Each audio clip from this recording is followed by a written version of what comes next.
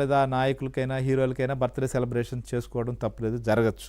కానీ ఈ రకమైనటువంటి బర్త్డే సెలబ్రేషన్స్ అయితే నేను చూడలేదు సార్. మీరేమన్నా ఇప్పుడు చూసారా ఇలాంటి పరిస్థితి? రక్తాభిషేకం చేయడం ఏంటి, బాణసంచా పేల్చొద్దంటే దాడి చేయడం ఏంటి?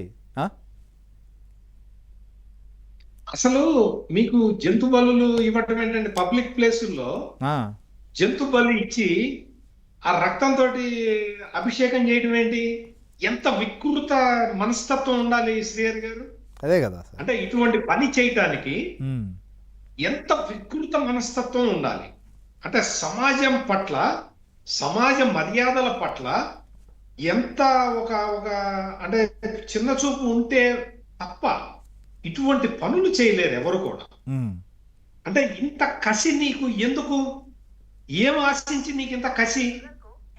ఏం సాధిద్దాం అనుకుంటున్నావు? జగన్మోహన్ రెడ్డి బర్త్డే అయితే నువ్వు జంతువుల్ని బలివ్వటం ఏంటి? రప్ప రప్ప రప్ప నరికేస్తాం అందరినీ, రాష్ట్ర ప్రజలందరినీ అని చెప్పటం ఏంటి? అంటే నిజంగా శ్రీహరి గారు చాలా ఆవేదన కలుగుతూ ఉంటుందండి. రాష్ట్ర ప్రజల్ని రప్పారప్ప అంటే ఒప్పుకుంటారు సార్ ఎవరన్నా? రాష్ట్ర ప్రజల్ని చూస్తూ ఊరుకుంటారు? రాష్ట్ర ప్రజల్ని కాదు, ఎవరినన్నా కూడా అది తప్పే కదా, అవసరమే ఉంది దానికి అసలు. తప్పు కదా. నీ మనస్తత్వము, ఈ క్రిపుల్డ్ మెంటాలిటీని ప్రజల్లోకి, యూత్ లోకి ఇంజెక్ట్ చేయటం అనేది నిజంగా జగన్మోహన్ రెడ్డి చేస్తున్న పెద్ద తప్పు అండి. ఇది పులి మీద సవారీ లాంటిదండి. పులి మీద సవారీ చేసేవాడు ఆ పులికే బలైపోతాడండి. మీరు రాష్ట్రంలో యువతని చెడగొట్టడం ద్వారా, రాష్ట్రంలో యువతని పక్కదోవ పట్టించడం ద్వారా, స్వయం ఉపాధి లేకపోతే ఒక ఉద్యోగం చేసుకోవటం నుంచి వాళ్ళ దృష్టి మరల్చడం ద్వారా, సమాజాన్ని విచ్ఛిన్నం చేయడం ద్వారా ఫలితం అనుభవించాల్సింది మనమే. కాదు ఎవరన్నా కాదు, ఇదంతా ఆర్గనైజర్ గా చెప్తే చేస్తున్నారు అనుకుంటున్నారా, లేకపోతే ఎవరికి వాళ్ళు ఇలా చేస్తే ఏదో మనం కొంచెం వాళ్ళు దృష్టిలో పడతామని చేస్తున్నారు అనుకోవాలా? ఎందుకు అసలు ఇలా జరుగుతుంది? చాలా చోట్ల శ్రీహరి గారు నాకున్న ఇన్ఫర్మేషన్ ఏంటంటే ఇవన్నీ కూడా ఆర్గనైజ్డ్ గా చేస్తూ ఉన్నారండి. అవునా? ఆర్గనైజ్డ్ చేస్తున్నారు. లేకపోతే మీకు ఖమ్మంలో తెలుగుదేశం పార్టీ ఆఫీస్ మీద దాడి జరగదు. ఓకే, ఇవి అన్ని కూడా అంటే ఇప్పుడు ఖమ్మం కార్యకర్తలకి వాళ్ళకేమి ఆంధ్రప్రదేశ్ లో పదవులు రావు కదా. అవును, మరి వాళ్ళు ఎందుకు చేశారు? అంతే కదా. ఇది అంతా కూడా ఒక ఆర్గనైజ్డ్ గా ఒక డైరెక్షన్స్ తోటి జరుగుతున్నదండి. మీకు ఒక్క చోట కాదు, చాలా చోట్ల ఇదే పరిస్థితి. మీరు రాత్రిపూట, అర్ధరాత్రి పూట పార్టీలు చేసుకోవటం రోడ్డు మీద అండి. రోడ్డు మీద చేయటం ఏంటి? హైదరాబాద్ కుకట్పల్లిలో కూడా పార్టీలు చేసుకున్నారు రోడ్డు మీద. అంటే ఎట్లా మీరు దీన్ని ఏమి ఆశించి చేస్తున్నారు? మీరు ఏం ఆశిస్తారు? అంటే ఏం కావాలి? సమాజం ఏం కావాలి? ఏమైపోవాలి? సభ్య సమాజాన్ని విధ్వంసం చేయటం ద్వారా మీరు చెప్పదలుచుకున్నది ఏంటి? జగన్మోహన్ రెడ్డి బర్త్డే అయితే బర్త్డే చేసుకోండి, బర్త్డే సెలబ్రేషన్స్ పెట్టుకోండి, ఫ్లెక్సీలు కట్టండి. ఫ్లెక్సీలు కడితే ఆ నెక్స్ట్ డే వచ్చి మున్సిపాలిటీ వాళ్ళు క్లీన్ చేస్తారు, చెత్తలో పడేస్తారు, అయిపోతుంది. ఎందుకు సార్ ఇప్పుడు ఇవన్నీ చేసే బదులు రక్తదానం చేయొచ్చు, లేదా పేదలకు ఏదైనా పంపిణీ చేయొచ్చు, ఆసుపత్రికి వెళ్ళి వైద్యులకి, అక్కడున్న రోగులకి ఏదైనా పంపిణీ చేయొచ్చు, అక్కడ ఎన్నో సహాయ కార్యక్రమాలు పాల్గొనడానికి ఎన్ని మార్గాలు లేవు చేయాలంటే? ఇదివరకు అట్లా చేసేవాళ్ళు శ్రీహరి గారు. ఇదివరకు హాస్పిటల్కి వెళ్ళి, గాంధీ హాస్పిటల్కి వెళ్ళి పళ్ళు పంచిపెట్టేవాళ్ళు గాంధీ జయంతి రోజున. అవును, చాచా నెహ్రూ బర్త్డే వస్తే రక్తదానం చేసేవాళ్ళు. అవును, అటువంటి పనులు చేసేవాళ్ళు. కానీ ఇదేందండి, మేకన్ నరికి రక్తంతో జగన్మోహన్ రెడ్డి ఫోటోకి అభిషేకం చేస్తూ ఉంటే ఇంకా మరి ఎట్లా దీన్ని ఎట్లా కంట్రోల్ చేయాలి? అంటే ఇది అంతా కూడా మీకు ఒక్కటి గుర్తుపెట్టుకోండి శ్రీహరి గారు, ఇది ఆర్గనైజ్డ్ కాకపోతే ఇటువంటి విపరీత పరిణామాలని చెయ్యరు.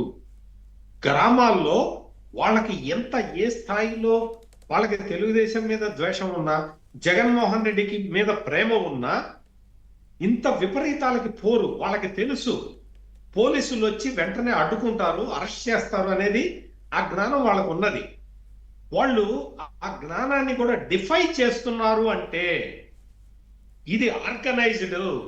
వాళ్ళకి ఇన్స్ట్రక్షన్స్ రాకపోతే ఇట్లా చెయ్యరు, మేము చూసుకుంటాం మీరు చెయ్యండి అని ఎవరో పెద్దలు ఒక ఎష్యూరెన్స్ ఇస్తే తప్ప ఇటువంటి పనులు చెయ్యరు.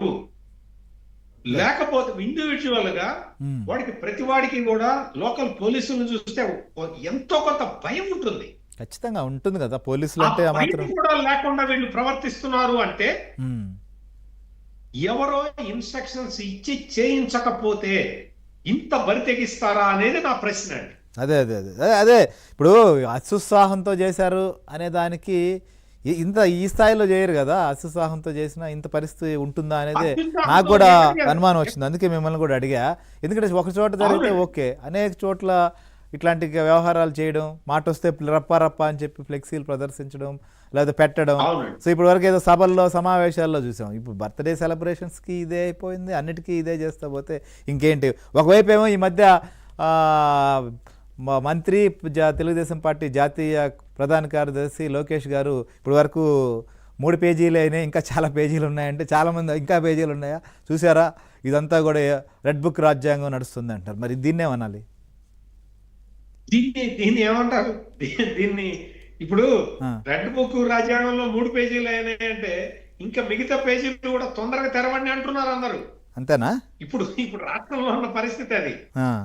ఎందుకు అంటే ఇటువంటివి చూసిన తర్వాత ప్రజలందరికీ కూడా ఒక రకమైన భయాందోళనలు కలుగుతున్నాయి. ఇంత విచ్చలవిడిగా చేస్తూ ఉన్నారు.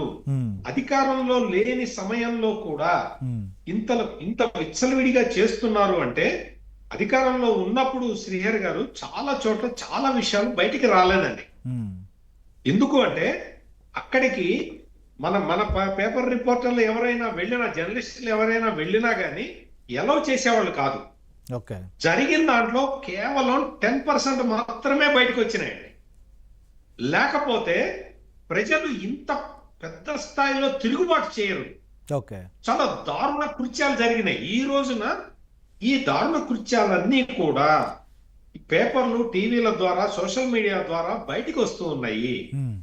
అందుకనే ఇన్ని వార్తలు మనం చూస్తున్నాము. ఇంతకన్నా ఎక్కువ జరిగింది కాదు. సత్యమూర్తి గారు, నేనేమడుగుతానంటే మిమ్మల్ని, సరే ఇంతలా వాళ్ళు డైలాగులు చెప్తూ ఈ రకంగా రక్తాభిషేకాలు చేస్తూ లేకపోతే నిండు గర్భిణి అని చూడకుండా కూడా వెళ్తూ ఉంటే పోలీసింగ్ కూడా ఉండాలి కదండి, ఆ భయం కూడా రావాలి కదా చేయకుండా. మరి ఆ విషయంలో ఏం జరుగుతుంది అనుకోవాలి? ఇంతకుముందే హోంమంత్రి గారు మాట్లాడారు, 18 ఏళ్ళు 20 ఏళ్ళు యువకులు ఈ రకంగా పాడైపోతున్నారు ఆంధ్రప్రదేశ్లో, ఈ రకంగా ప్రేరేపించబడుతున్నారు అని చెప్పి. కానీ దాన్ని ఏదో ఒక విధంగా కంట్రోల్ చేయాల్సినటువంటి పరిస్థితి కూడా ఉంది కదా. ఖచ్చితంగా పోలీసుల మీద చాలా పెద్ద బాధ్యత ఉందండి. పోలీసులు చూస్తూ ఊరుకోవటానికి వీల్లేదు. మీకు సోషల్ మీడియా కేసుల్లో మీకు 1-2 చోట్ల భంగపాటు జరిగి ఉండవచ్చు. కానీ చాలా కేసుల్లో న్యాయమూర్తులు కూడా మీకు సహకరిస్తున్నారు, కోర్టులు కూడా సహకరిస్తున్నాయి. మీరు ఎందుకంటే మీరు చేసేది మంచి పని అని మీరు ఎస్టాబ్లిష్ చేసుకోగలిగితే కోర్టులు, న్యాయస్థానాలే కాదు